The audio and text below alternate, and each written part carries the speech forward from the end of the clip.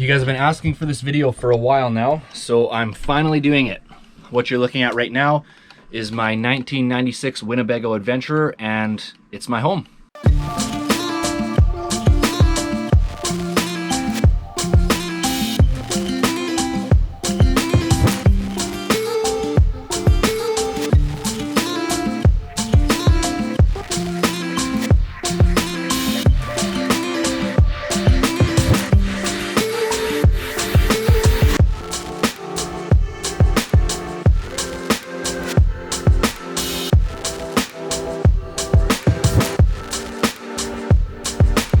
I've owned this now for about 9 months. I've been living in it full time for about 3 months, and it's in the winter time. So I want to talk about some of the learning curves that I had and some of the misconceptions, some of the goods and some of the bads. So let's get right into it.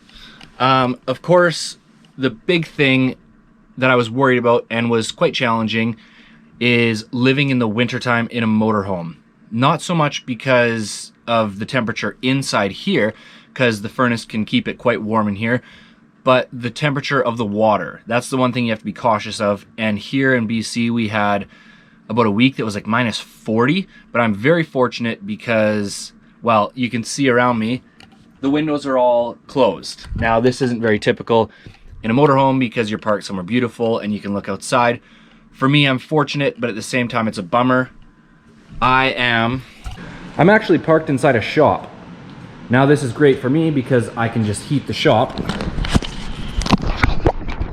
We have a big boiler outside, and that's how I heat this. It takes a tremendous amount of firewood, which sucks, but at least I don't have to ever worry about my water freezing. So that's a huge plus for me and what makes this lifestyle possible. For me, that might not be possible for other people, depending on where you live. If you live somewhere south of here, like Oregon or California, something like that, it's not a problem. And my original plan was to drive this to Arizona for the winters, but then I priced out winter tires and they're like $6,000. So I'm just in here in the shop for the wintertime, and then summertime, I'm gonna be hitting the open road. Some of the things that I have learned while living in a motorhome. My first month living in here was quite a learning curve. Not so much that it's difficult, it's just there's a lot of little things that you need to pay attention to. You learn where you want to go to the bathroom. That's a big one. And I have a schedule now where I go to the gym, and that's where I shower. I'll show you the shower in here. It's much bigger than I thought, actually. This is my shower, and it's actually tons of room. More than enough for me in here. Still headroom. And then this, of course, comes off. And while you're showering, there's the little switch right here. And this is to turn off your water. So you can start it, get your temperature, you wet yourself, turn the pump off, and then shampoo, soap, turn it on, rinse, and you're out of there. So little things like that you begin to learn, and it gets really easy after a while. Of course, now when I'm somewhere that has a really nice big shower, I take my time and I really enjoy it, because in here, you're limited to like 1-minute showers, just so that you don't have to fill your water tank all the time. Of course, you can shower as long as you want if you have somewhere where you're either hooked up to water or you can fill your water tank all the time. For me, it's just wildly inconvenient to pull out of the shop and fill my water tank and dump the black water. And while we're on that topic, that's another thing that was a huge learning curve for me. And what makes it really difficult in the wintertime is filling your water and dumping your black water. And this is why. Now you're probably thinking to yourself, why did Dustin go from talking about his motorhome to the skating rink? Because he's Canadian. Good guess, but no. This isn't a skating rink. It's actually my driveway. Look at this. My driveway has been solid ice now for a solid week almost. Now I'd like to see you take a 36-foot motorhome with summer tires down this to dump your water. Taz, watch out. Ooh. Still smarter than a cow. Other things that I've learned, a big one is don't get lazy. This is very comfortable in here for me. It's more than enough room for myself, and if I have people visiting or somebody staying with me, it's more than enough room. It's quite comfortable, but it is a small space, so as soon as you get lazy and let it get messy, it gets uncomfortable quickly. So every time after I make a meal, I do the dishes, little things like that, and it stays very comfortable and very cozy in here. Another thing that I learned is be crafty, because you can't just go into a regular store and buy something that fits a motorhome. And if you get it from a motorhome dealership like Chimo RV or something like that, it's very expensive. So I've been building most of the stuff that I have in here. This motorhome is kind of a weird setup because there's no table. It's this sectional wraparound. So I built this table here. It's not great for eating, but it's a nice comfy little table. Put a rug underneath it. I have the top section here and then underneath for books and stuff like that. And this up here, this is built in '96, so it still has this old square television. This works, by the way, but it's not great. And you can't just put a flat screen in here because it's custom built for this television. So I built my own little TV stand here, and I have my flat screen in between. It's not ideal, but it's still nice. I can watch movies, play video games, do whatever I want. And if we go back here, I needed somewhere to organize all my camera stuff.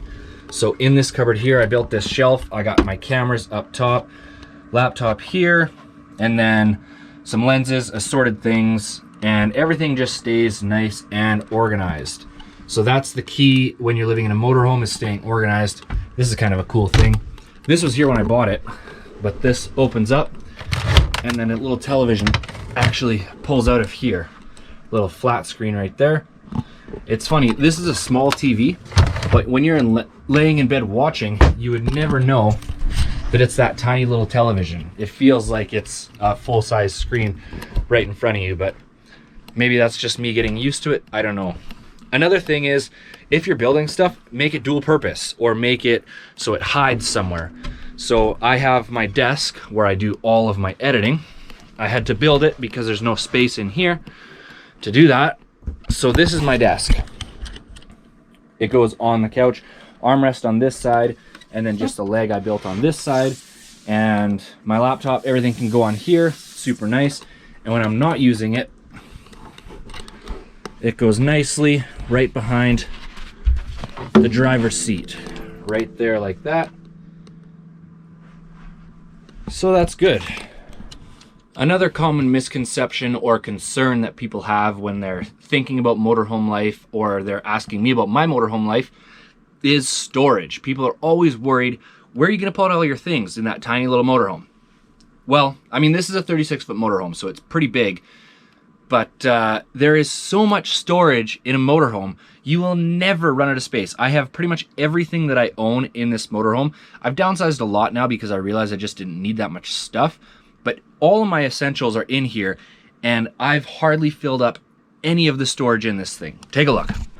At the front, we have this storage, and both of these, that has a DVD player. Other than that, completely empty. Most motorhomes have storage underneath the couch. Mine does not, unfortunately, but most of them do. This one just pulls out into a large bed. We have storage under here. This is completely empty. Storage here, this is empty. Stuff you can put up here, again, empty. Then you have your cupboards. I downsized everything. I have just the essentials, 4 bowls, 4 small plates, 4 large plates, a couple more bowls there, and then cups, and that's it. This is empty. This has my owner's manual and how to operate and run everything. We have junk drawer, forks and knives, random like larger utensils. This is cloths, and that's empty. Under here we have garbage, the rest of it empty. This is pretty cool. You got your stove, oven, both work great. Over here we got freezer, fridge, both full size. This has some food stuff in it, not a lot. Down there, again, empty. Closet is really nice. Lots of room. You open it up, the light comes on. That's cool. So I have dual like that. And then I put this in here, something I can organize jeans and stuff. because I don't hang my jeans. Here we have underwear or socks, underwear, and then empty. Again, the camera stuff. Lots of storage here. I have towels and just like random bathroom stuff. Again, empty. Down here, garbage, empty drawer, empty cupboard. In the back, we have storage here. That has a couple backpacks, otherwise empty. This one here has some linens, stuff for the bed. This one's empty. This is completely empty. These are all empty. And then this has some of my stuff in it. And then of course, under the bed, you got tons of storage. If we're looking at the outside of my unit, you can see lots of these cupboards. This has my water tank, comes to about here. And then this all storage straight through. This is where I fill, I can't remember what's in here actually. This is where I fill my natural gas. This compartment straight through, this compartment straight through. This one here is where I have my black water and gray water, and then where I plug. This is just a small compartment that meets up with where I fill my water. And then this at the back is my onboard generator. So this unit is actually completely off grid, which I absolutely love about it. Right now I'm plugged in just because of convenience sake. And I have it set up so that my lights are all running off the battery. Water pump is running off the battery. And then all of my outlets are running off of the plug-in. If I wasn't plugged in, they would run off the generator. So when you want to use something like the microwave, there's a switch right on the microwave that has turn on the generator, so it's really convenient, so you don't have to actually go outside and turn it on. You can do that anyways, but you don't have to. Other things that you'll kind of just get in the habit of, they seem inconvenient at first, but as soon as you get in the habit of doing it, it's really not a big deal at all. Number one is make sure your water pump is always switched off when you leave, or at least when you're not using it. Water pump, everywhere that you need water in a motorhome, you can turn the pump on. That's this switch right here. That turns my water pump on. Same within the bathroom. If I want to use the sink, that's that switch right there. That's crucial because if you leave and your water pump is turned on and you have a fitting that goes or a pipe that goes bad, your pump is just going to pump all the water in your tank into the motorhome wherever the pipe bursts. So that's very crucial. Make sure your pump is always off. So that's one of my habits. When I leave the motorhome, before I close the door, I just look back. That little red light there, that tells me if the pump is on or off. Another thing is you have to be cautious about power consumption. First of all, if you're running on a battery system with either a generator or solar or whatever it is, you want to make sure that you're not draining the batteries like unnecessarily. And another one, if you're plugged in, well, there's breakers on your converter here as well. The onboard system has breakers, but when I'm plugged in, I'm running the breakers on our power system in the shop.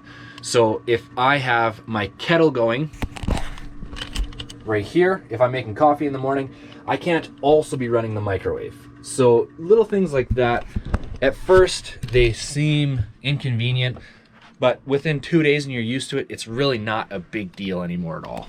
That's about all that I have for kind of the quirks and stuff of living in a motorhome. If you guys have any questions, please feel free to ask. This summer, I'm planning on putting some real miles on this thing and parking some cool spots and actually living the real motorhome life. So that's going to be part of this channel. So I'm really excited about that. And I hope you guys are excited too. If you have any questions about motorhome life or you just want to know anything at all, please feel free to ask. Thanks for tuning in. Bye.